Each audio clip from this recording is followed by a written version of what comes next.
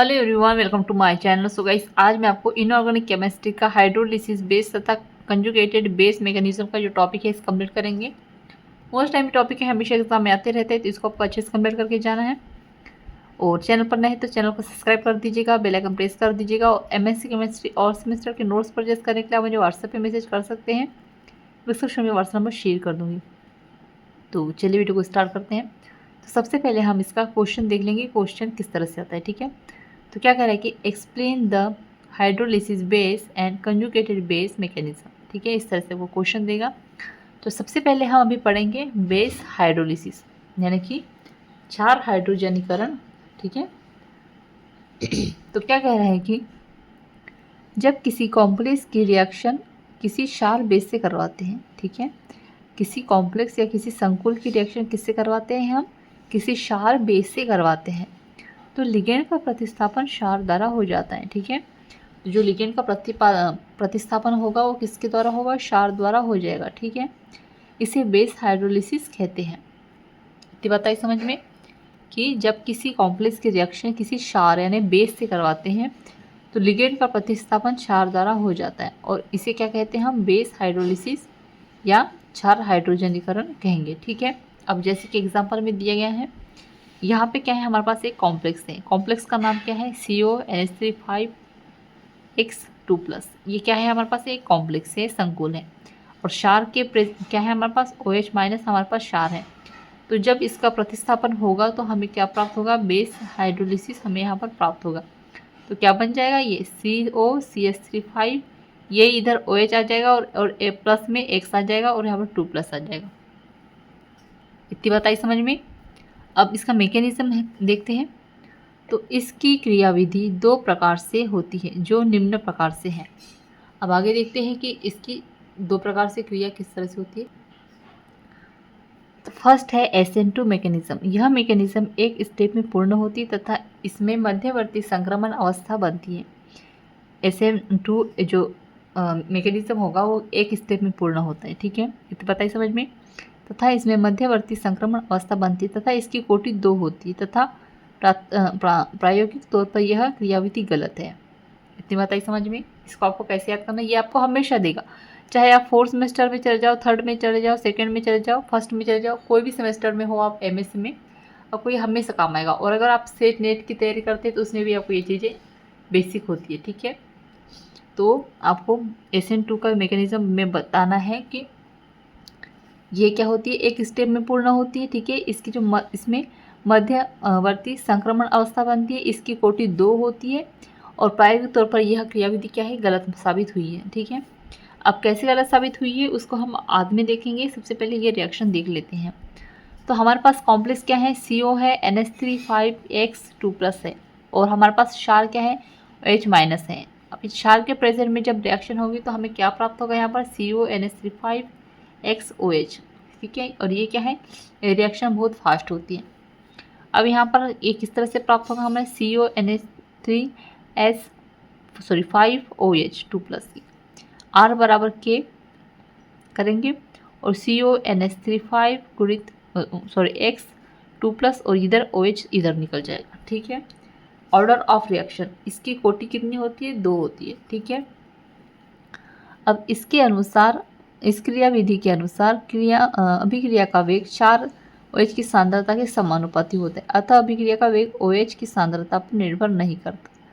इसका जो वेग होगा वो किसके, क्षार की सांद्रता पर निर्भर नहीं करता, परंतु वास्तव में ऐसा नहीं होता। मतलब कि इस क्रियाविधि का कहना है कि अभिक्रिया का वेग क्षार की सांद्रता के समानुपाती होता है, अतः अभिक्रिया का वेग क्षार की सांद्रता पर निर्भर नहीं करता है, परंतु ऐसा नहीं होता है। प्रायोगिक तौर पर यह देखा गया है कि रेट ऑफ रिएक्शन क्षार की सांद्रता पर निर्भर नहीं करता, अतः यह मैकेनिज्म सही नहीं है, गलत है। ठीक है, आपको समझ में आ गया कि क्यों कहा गया इसको, इस विधि को गलत क्यों कहा गया है, क्योंकि ये जो रिएक्शन है ये क्या कहती है कि जो अभिक्रिया का वेग होता है वो क्षार की सांद्रता पर निर्भर करना चाहिए। ठीक है, इसका कहना है कि जो अभिक्रिया का वेग है वो क्षार की सांद्रता पर निर्भर करना चाहिए, लेकिन ऐसा होता नहीं है। ठीक है, इसलिए इसको, इस मैकेनिज्म को गलत कहा गया है। इतनी बात आई समझ में, आगे देखेंगे।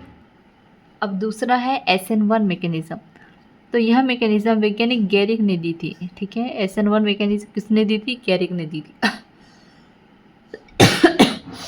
अब इस क्रियाविधि की कोटि एक होती है। इस अभिक्रिया में मध्यवर्ती संयुग्मित 4 यानी कि कंजुगेटेड बेस बनता है। जैसे कि यहाँ पर कॉम्प्लेक्स हमारे पास क्या है? CO NH3 5X2X रिएक्शन होगी 4 के साथ और ये रिएक्शन स्लो होती है, तो ये इस तरह से ये बनेगा, ठीक है। अब इस क्रियाविधि 3 चरणों में पूर्ण होती है। तो फर्स्ट स्टेप में क्या होता है कि इस स्टेप में बेस की क्रिया कॉम्प्लेक्स से होती है, ठीक है, तथा बेस कॉम्प्लेक्स के ऐसे लिगेंड से क्रिया करता है जिसके पास एक्टिव हाइड्रोजन परमाणु हो। यह बेस लिगेंड से क्रिया करके H2 अणु का निर्माण करता है तथा कंजुगेट बेस का फॉर्मेशन करता है। अब यहाँ पर देखिएगा क्या कह रहा है ये, यहाँ पर हमारे पास कॉम्प्लेक्स है एक और ये क्या है 4 है। इसकी रिएक्शन होगी किसके साथ? H2O के साथ, ठीक है।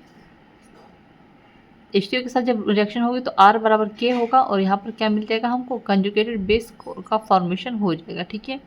अब इसका ऑर्डर ऑफ रिएक्शन क्या है? 1 है, ठीक है, यानी कि इसकी कोटि कितनी है? 1 है।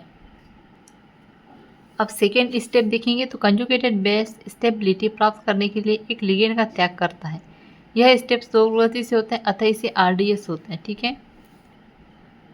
अब CONH3 ये कॉम्प्लेक्स है हमारे पास, ठीक है। अब ये रिएक्शन स्लो होता है RDS के प्रेजेंट में, तो हमें क्या मिलेगा? CONH3 4 मिलेगा, यहाँ पर NH2 प्राप्त होगा और इधर 2+ हो जाएगा और यहाँ CONOS हमें प्राप्त होगा। अब R बराबर K है। अब ये रिएक्शन है हमारे पास, तो इसके ऑर्डर ऑफ रिएक्शन कितना होगा? 1 होगा। अब थर्ड स्टेप में क्या होता है कि कोऑर्डिनेशन नंबर OS वाली स्पीसीज जल से क्रिया करके प्रोडक्ट का फॉर्मेशन करती है, ठीक है। मतलब कि कोऑर्डिनेशन नंबर वाली OS जो वाली स्पीसीज होती है वो जल के साथ क्रिया करके प्रोडक्ट का फॉर्मेशन करती है, ठीक है। तो ये इस तरह से होता है। आगे देखेंगे। अब क्या कह रहे हैं कि evidence in the favour of conjugation base mechanism. अब फर्स्ट देखते हैं।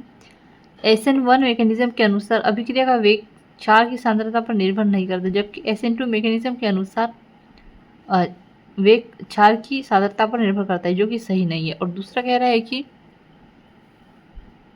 कंजुगेटेड बेस CB मैकेनिज्म से अभिक्रिया के वेग का नियतांक का मान निकल जाता है। वह मान पार्टिकली वैल्यू से मेल भी रखते हैं, जैसे कि R बराबर K CB अपॉन K बराबर R अपॉन CB, ठीक है। आप इसको ऐसा भी लिख सकते हैं या ऐसे भी लिख सकते हैं।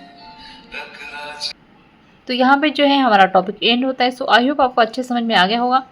सो प्लीज़ चैनल को सब्सक्राइब कर दीजिएगा, बेल आइकन प्रेस कर दीजिएगा, कमेंट में ज़रूर बताइएगा नोट्स कैसे लगे। और MSc केमिस्ट्री और सेमेस्टर के नोट्स परचेस करने के लिए आप मुझे व्हाट्सएप पे मैसेज कर सकते हैं। डिस्क्रिप्शन में व्हाट्सएप नंबर शेयर कर दूँगी। Thank you.